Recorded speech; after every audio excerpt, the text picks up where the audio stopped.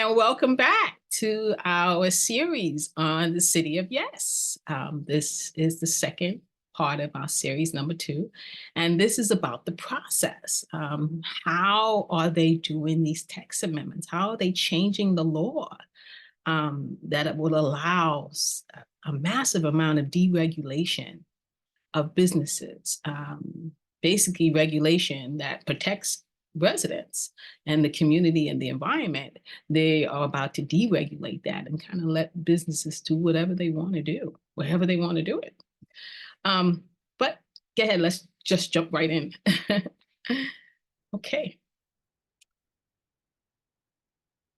Okay, I try to stay with me on this one. I know it might get a little technical and I'm going to do my best to help you, but this is a really important process because it kind of shows you how your government works and how you might be able to influence what happens before it happens, because once it happens, it's going to be almost impossible to turn back the tide. So normally text amendments or changes to the zoning normally go through what you call the Uniform Land Use Review process, or ULUR. You might have heard about it if your community was in a struggle or you know something about it, but you might never have heard about it.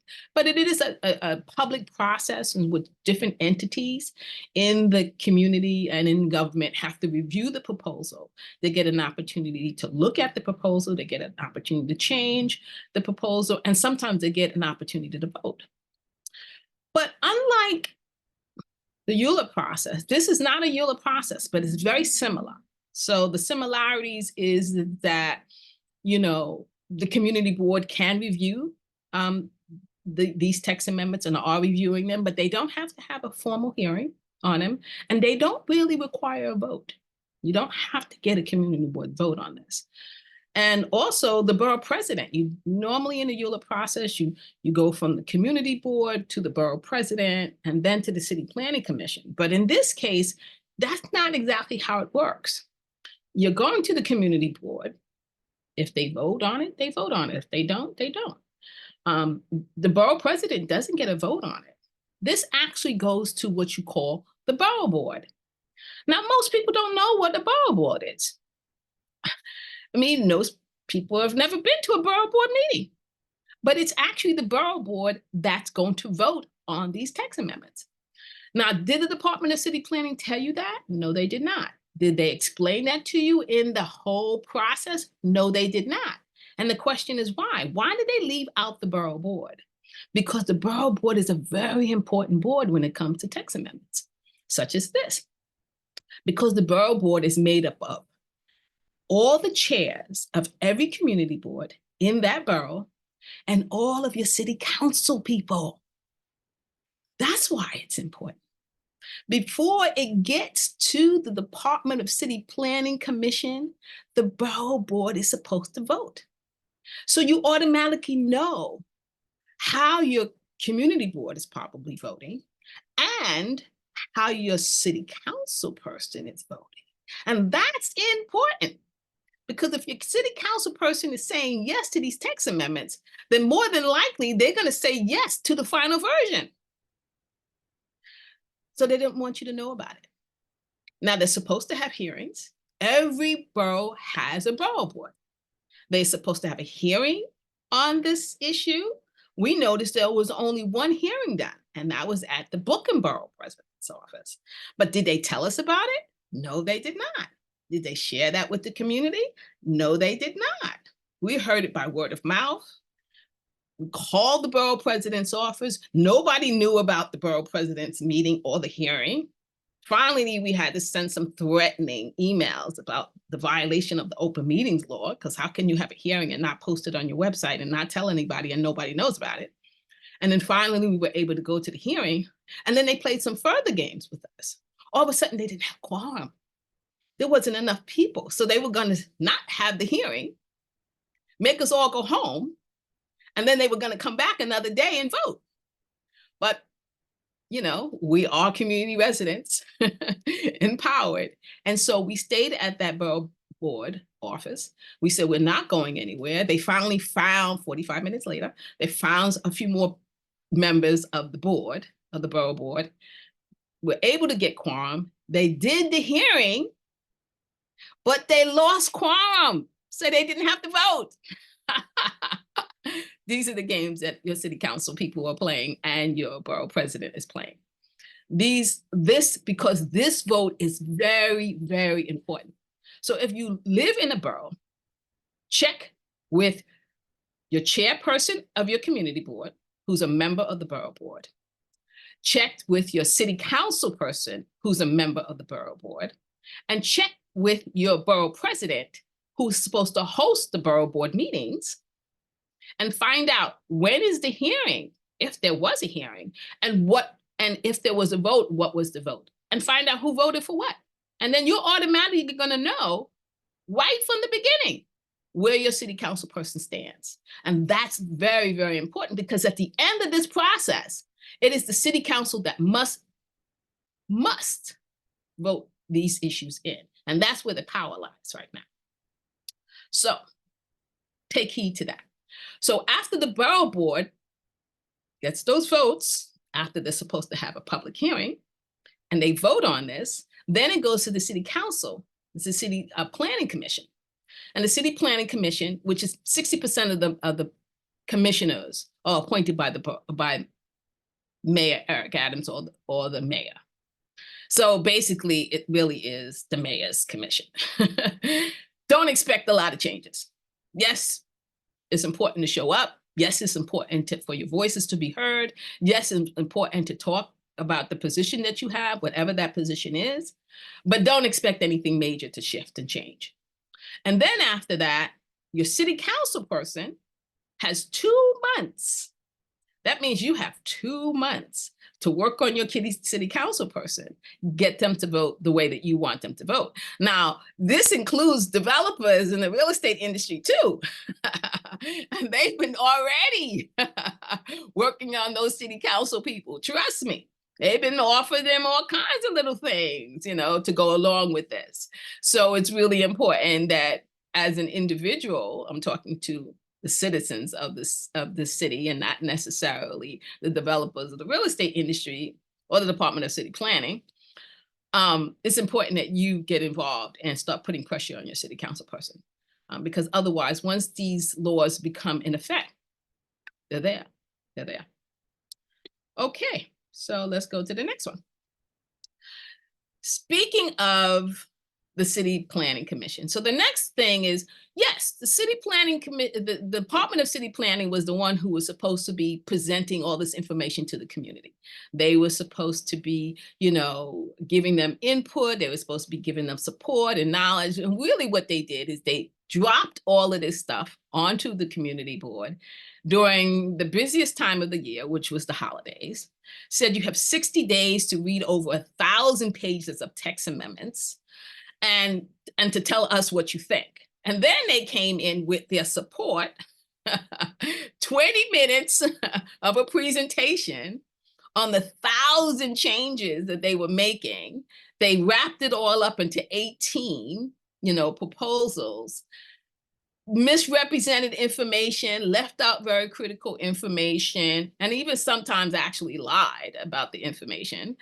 And then all of a sudden you were supposed to be knowledgeable enough to be able to vote on these 18 amendments. They called that community engagement. We've been working with the community from the beginning on these text amendments. But please read that first video, view that first video, our first video, to show you exactly how those text amendments came about. One of the things that we noted was several things that we noted during their presentations. And these are some of the strategies. So we want you to be aware of some of these strategies. First, they would stick to the same response over and over and over again. You hear them saying the same words repeatedly over and over again. So kind of drilled in. So they got all of these different types of responses, and then they drilled themselves into how they were going to answer those responses. A lot of times they basically just had several different types of examples that ways in which they responded. For example, they said they did a divide and conquer. Like, oh, don't worry, it's not going to happen in your community. It's just going to happen over there in the Bronx. Bronx. But it's not gonna, if they're in the Bronx, don't worry about it. It's not gonna happen here. It's gonna just happen in Staten Island. And when they're in Staten Island, oh no, it's not gonna happen in Staten Island. It's gonna happen in Midtown Manhattan. So don't worry about it. It's not gonna happen here. Nobody really wants to do that here. Forgetting that you're allowing it to happen there, everywhere.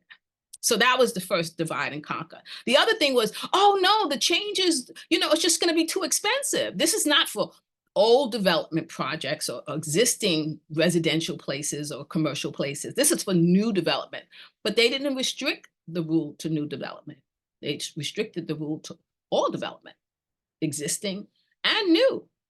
So that doesn't make sense, right? If you're really targeting new development for these changes, then you would have specifically said only for new development. And obviously, both the old and the new can do the changes. Well, don't worry, we got environmental, we're going to protect the community, we're going to protect the residents, we got environmental standards. But what they didn't tell you is they didn't upgrade those environmental standards. Now that one of the major things they're going to be doing is bringing manufacturing businesses into residential neighborhoods inside of apartment buildings, you would think that they would have upgraded the environmental standards, because now whatever current environmental standards obviously do not fit with the new location. I think there's a major difference between, a heavy manufacturing business very far away from me, a couple of miles away from me versus right next door to me. But they didn't do that. And then you also see in their presentations how one or two of the planners would jump in and say, "Oh, let me take that question. Let me take that question," as if they were engaging in this intellectual, warfare with the community, using very, what I would say planning language, right? Use groups and FAR and street wall and setbacks and, terminology that most people don't even understand. They would throw these things at you. They would make it so complicated that you didn't understand what they were saying. And then, and when you try to get them to explain it, they would explain it the exact same way that they explained it before. Same language. And that was their presentations. And that was what they considered community outreach. Well, now that you know that they're coming into your community and they're going to be and have already and will be doing this again, they've already went to a lot of community boards. They will be coming again with the housing amendments. Be aware of their tactics. It's really important. It helps you to try to figure out whether or not they're telling the truth.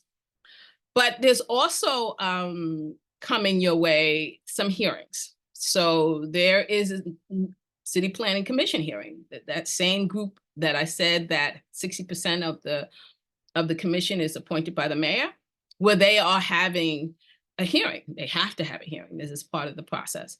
And so please think about showing up and coming. It's happening January 24th, 2024. And we're also doing a press conference on that day, 1:00, right down the block, across the street, same site. So definitely come to that. And finally, a little bit about us.